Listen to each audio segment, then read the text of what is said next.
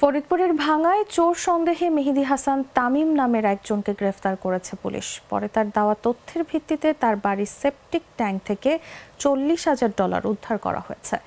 ডলারগুলো এক প্রকৌশলীর বাসা থেকে চুরি করেছিলেন তিনি।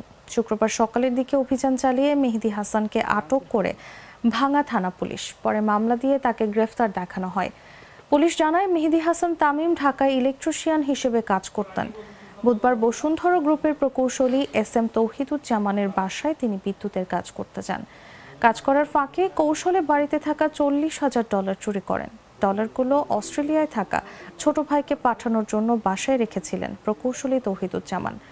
ঘটনার সত্যতা নিশ্চিত করে ভাঙ্গা থানার উপপরিদর্শক মনির হোসেন বলেন, $40,000 নিয়ে গ্রামের বাড়ি ফরিদপুরের ভাঙ্গায় পালিয়ে আসেন তামিম। পরে তৌহিদুজ্জামানের লিখিত অভিযোগের ভিত্তিতে শুক্রবার সকালে তামিমের বাড়ি ভাঙ্গা পৌরসভার রায়পাড়ায় অভিযান চালিয়ে তাকে আটক করা হয়।